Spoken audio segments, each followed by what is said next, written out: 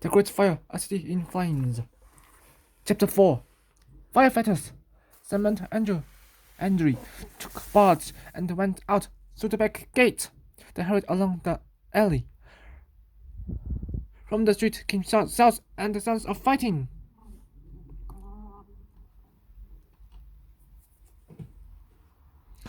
But we'll see them off, said Andrew fiercely. But Sam could tell he was anxious for his family. To Sam's relief, no one took any notice of the two of them. The necklace was not heavy, but when he thought of its value, not only the gold and diamonds, but Paul Garrels.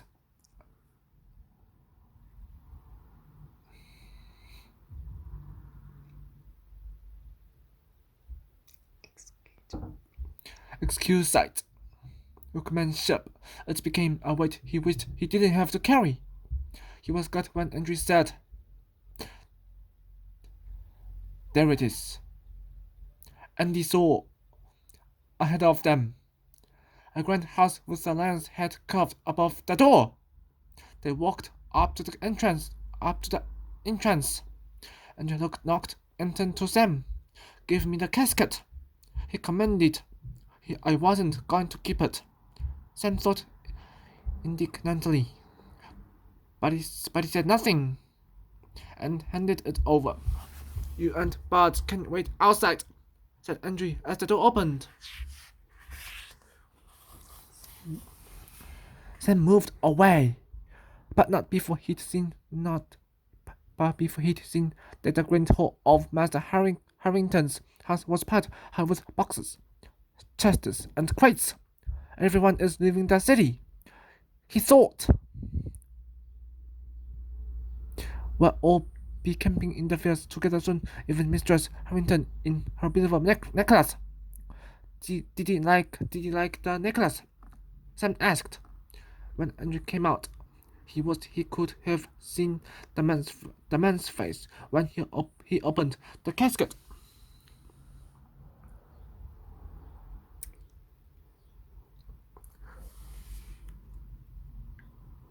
Yes. Yes. Yes. Yes. Yes. But Andrew, he was very pleased and thanked me. I told him about the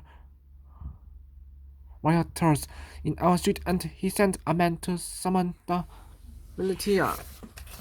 A distant crash and the sound like thunder caused cries of alarm in the street. The boys stared.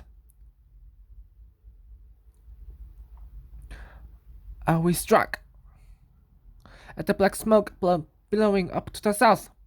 "We'll go down to the exchange," said Andrew. "We might see more from there." Sam knew he could protest. Master Garrett had told them to come straight back, and yet it wasn't far out of their way, and he too wanted to see what was happening.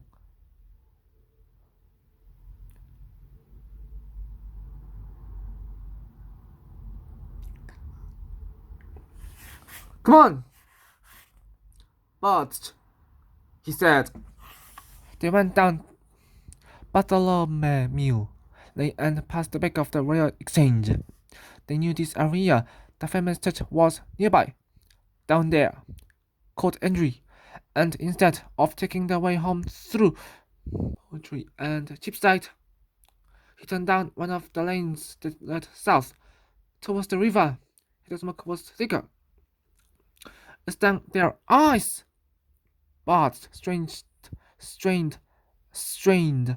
at the lead and whimpered. "We should go back," said Sam. "We'll be covered in soot, and your father will know. And Andrew will make sure I get the blame," he thought. Suddenly, flames sprang up into the sky ahead, followed by a tail of smoke that rolled down over the boys. Black and choking. Shouts of alarm mingled with the crunch and crackle of the fire. Then they heard screams. Help! Help me! They stared through the thinning smoke. At the far end of a passageway, a tall house was on fire. A woman with a baby in her arms was shouting from an upstairs window. Up and down below, people had begun together. Had begun together. What can they do? Gasped Andrew. The boys hurried closer. Now several people were holding up a large street sheet. The woman hesitated. Then, with a shriek, flung the baby out of the window. Sam saw it land in the sheet and be lifted up by a bystander. By the time the woman had jumped down and was holding the wailing baby, Sam and Andrew were in the thick of the crowded street among the firefighters. Don't just stand there, a man shouted at Sam. He passed him an empty bucket. Stay, Bart, commanded Sam. He took the bucket, handed it to a woman beside him. And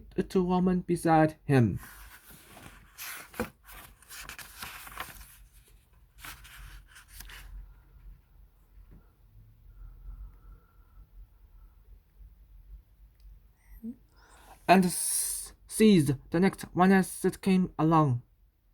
And joined on his other side. Now they were part of a double chain of firefighters.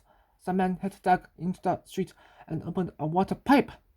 From there, water was passed along the line, emptied, and the bucket sent back to the pipe. Everyone was busy. Keep going. Faster, faster, faster, faster. Those at the front knew threw bucket of water into the burning house. But they were losing. Flames burst from the upper windows, where the water couldn't reach. Sam was tired. They were getting nowhere. Then, just as he felt like giving up, a cheer rose from the firefighters. Some military men had appeared, shouting, Make way! Sam saw that they were pulling a cart with a water squirt on it. 3 men operated the squirt. Sam watched as it sucked up water from the pipe, and was then swiveled around to squirt a jet of water that went straight in through one of the blazing upper windows. Buckets of water continued to be passed along. The squirt was refilled, and soon the fire was almost under control. At last there were no more flames to be seen. Also, they could hear the never-ending roar of the fire all around. But the house, wet, blackened, and smoking, was saved. The men with the squirt moved on, and the firefighters threw down their buckets and cheered and hugged one another. Sam picked up Bart's. As people began walking away, Andrew said, "We must get back. My father will be angry." They turned to go. At that moment, flames shot from the windows of a house in front of them. Sam saw green and gold embroidered hangings flare up, flicker and fall. It was a fireball. A man and a woman rushed out of the front door. The man shouting. The room burst into flames around us. There was no fire in our house before that.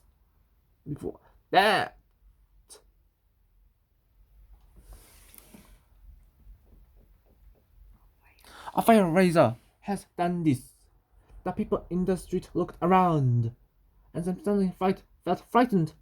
These people suspected a son and 4 Ignaz. It's him! A woman exclaimed. She pointed at Andrew. That French boy. I saw him.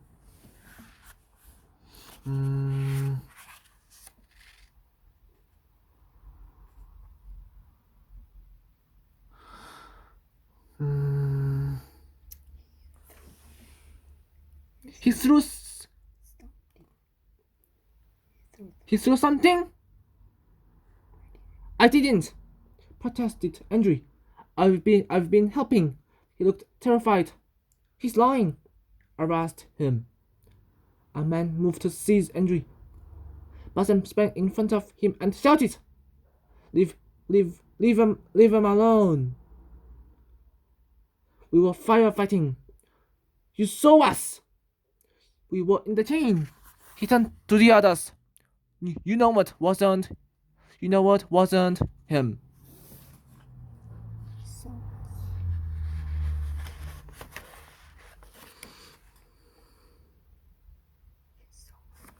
You saw us passing buckets.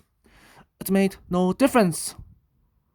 They wanted a culprit, a foreigner, and Andrew looked the part. Some pushed past the man, grabbed Andrew's arm, and pulled him out of reach. Quick! He shouted. Run! Andrew. Run!